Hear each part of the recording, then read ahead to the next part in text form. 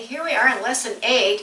On my calendar this is the Halloween lesson. You can, if it's not Halloween for you at this particular time, then you can take some of the references to that out or leave them back in. You know, I mean, and if you're not even an American teacher, maybe you don't even have Halloween, but sometimes you have spooky things that can be kind of fun for the kids. So we're going to start out this lesson. I like to start out with them playing what they learned last week and what they've been practicing on. And so they have been learning now the Rocky Mountain and the extended bow stroke, being able to travel with the bow. And so we'll review that in class. And again, they're going to be needing music stands because we're going to be going into the rhythm duets later. But anyway, so here they are, and I'm going to have them stand up. Not sitting down, but standing up. This is how I almost always have them standing up and playing when we're starting for a warm-up and for increasing their technique and playing together. So here we are, Rocky Mountain, and we're going to review how the bow has to travel. And we're going to play at the frog, and we're going to travel to the tip, and we're going to stay out there, and then we're going to travel back and bend. So they'll play, we'll review that, and I'll play along with them to demonstrate that. But then we'll do the next step. So boys and girls, do you think that you can play while I play Rocky Mountain on the piano? You play with me on the D string. So here we go. Let's see. So ready and Rocky Mountain, Rocky Mountain, Rocky Mountain high.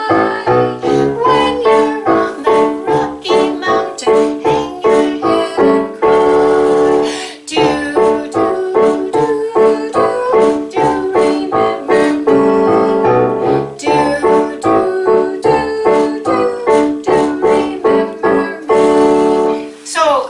Do I sang and play the boom check, you know, and so you can do that kind of an accompaniment, or you could do something like this. So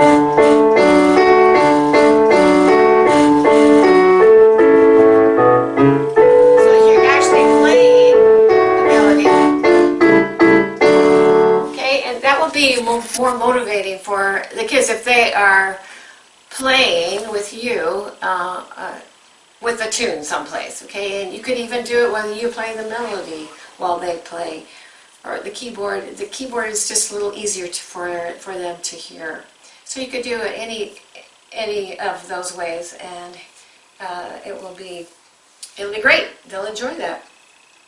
The next activity we're going to do all together is the rhythm duets. But the feature I want to do, so you can, I would say, let's do some of the duets that you didn't do last week. See if you can put those two parts together successfully with the kids playing, dividing the class in half, and then switching parts and kind of mixing it up a little bit. But now I really want them to learn how to have their own beat feeling. So we'll probably start out with some keyboard percussion, but then I'm going to move them as a class to see if they can play together without the keyboard percussion. I always want to move in that direction so that they are developing their own inner beat feeling. So this is a little bit of a test for them. We'll see how that works. So no keyboard percussion, and then we'll do some solo duets again and see if so-and-so and so-and-so can play together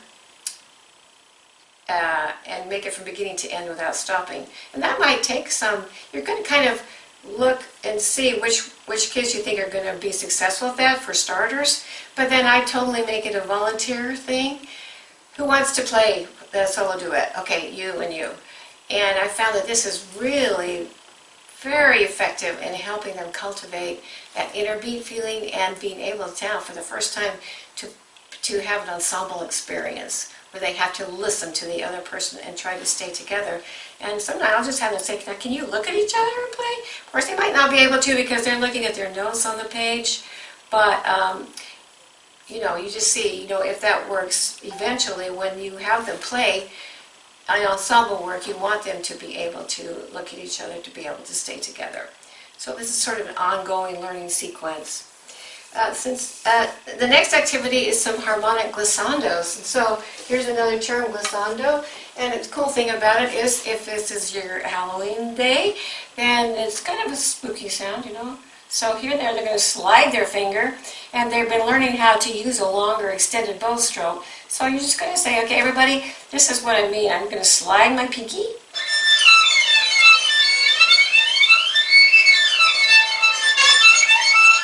Can you hear all those different sounds in there? That's so cool, but it sounds kind of creepy, don't you think? And it doesn't really matter if they're pressing their finger hard. It doesn't, I mean, they don't have to be harmonics. It can be just kind of a little heavier finger, so then they're going to get this effect.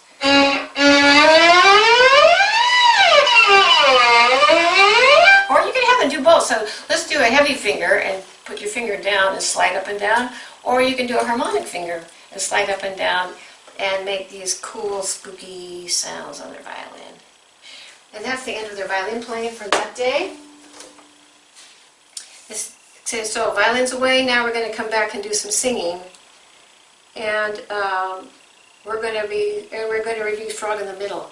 Frog in the middle, frog in the sea, frog in the middle, can't catch me. I'm going to have them tell me how many beats are in that song, of course, after we sing it. Frog in the middle, and I have to make sure that it's not frog in the middle. We're going to slow that beat down so that it's clear what I'm after. So here's where the beat feeling is. I'll probably get them started so they get the gist of it. Frog in the middle, show me the beat. Frog in the sea, frog in the middle, can't catch me. And so they're going to come up with the fact that there are indeed 16 of them.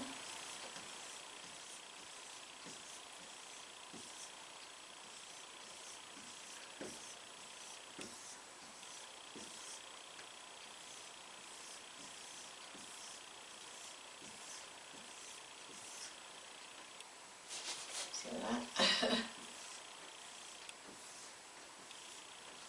Doesn't have to be beautiful.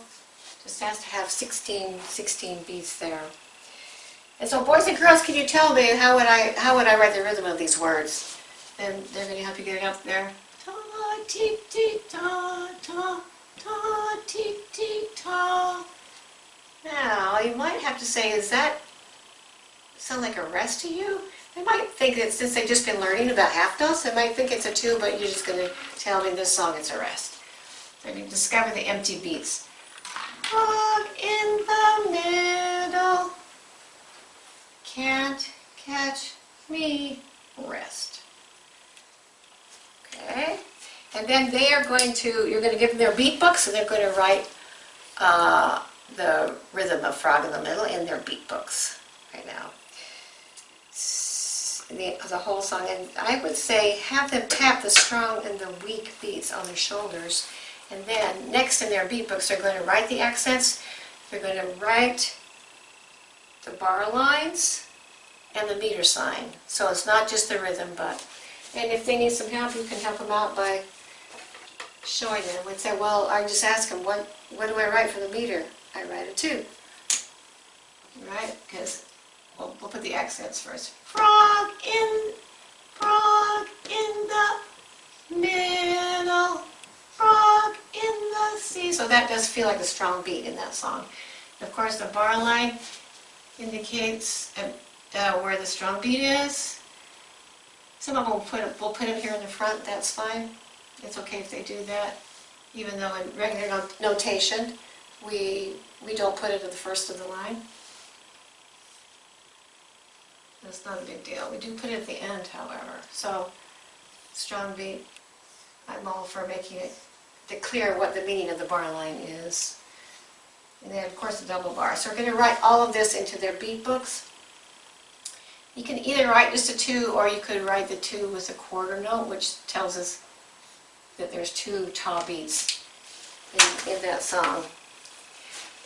Okay, so now you're going to collect the beat books, so we're done for it for now. We might put them in if you have time. Anyway, I'll explain what's going to happen next. So, got the bead books here, and I'm going to have them stand up, and we're going to, I'm going to tell them, so boys and girls, you know that we've learned solo me, right? So in frog, if I start out with, I'm going to put this right here, this is so. If I put so on my shoulders, like here, and I show so here on my shoulders, so, and I put me here in my waist, I could sing frog, couldn't I? I could go so, me, so, me, so, me, can't catch me, Where should I put that sound? Is that higher or lower than me? So their ears have got to come up with the conclusion, yeah, that's lower, and where should I put it? Well, we're going to put it on our feet, and we're going to just sing it low because it's lower than the me sound. So let's just sing it. So, me, low, low, low.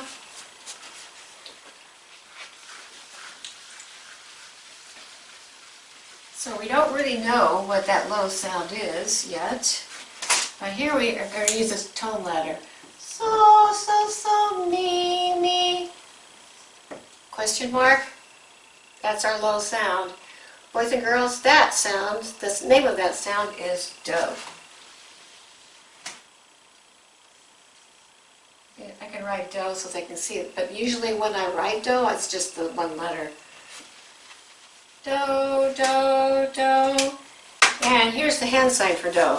So, me, do, do, do. And I usually have them aim for their belly button there for the do in front of them. So there's actual difference in the heights of the, of the hand signs, which helps their voices do what the hand signs are doing. So now we'll do the whole song with hand signs. So, me, so, me. So, me, do, do, do. Is there anybody here who thinks they can do that by themselves? Got any takers? And be sure you have them do that. And then if you want to give them their beat books back, they can write the so, mi, do's underneath the notes. Or you could reserve that and do that another day, depending on how your time is going.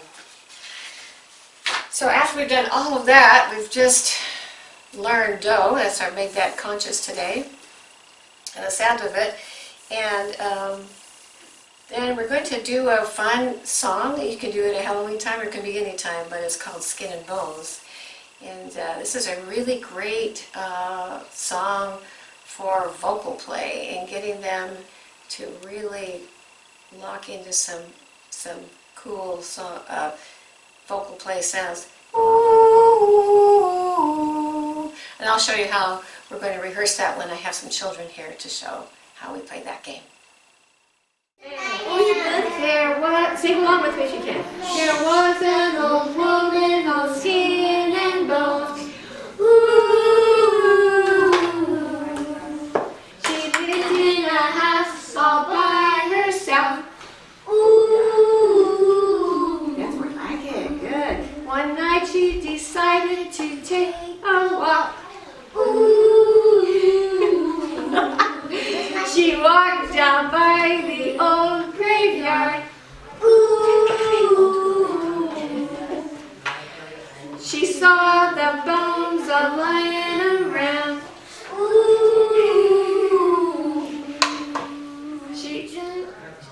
What happened to the next part? She thought she'd better sweep them up. Ooh. She went to the closet to get the broom. Ooh. Why can't you just pick them up? She opened the door and...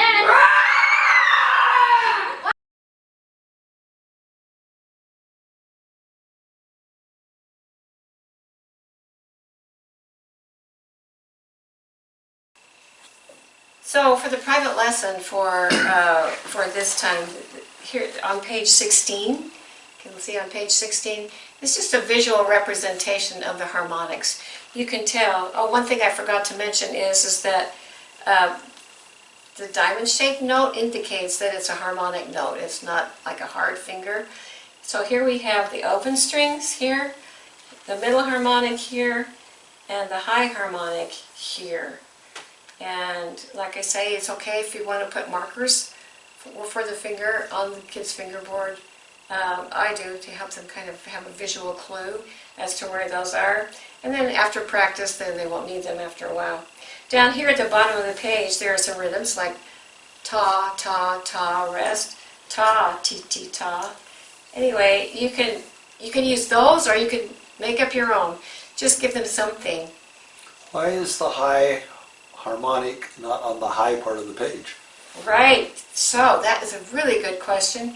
And hopefully that when you were teaching them about the high harmonic, that it was up here towards the fingerboard and the sound was high. So that's why this is, and we called the high positions when we were plucking high, but this is actually an oral clue as to why it's down here low on the page. And some children, I mean, that is confusing in the beginning. Why is that? This is the open string, but since they're looking at the violin fingerboard, the pitch is going to be higher the closer it comes to their face. So, anyway, you can use this page however you want to help them play middle harmonics, high harmonics, in some kind of rhythm pattern, and then when they get good at it, you pass it off. That's it.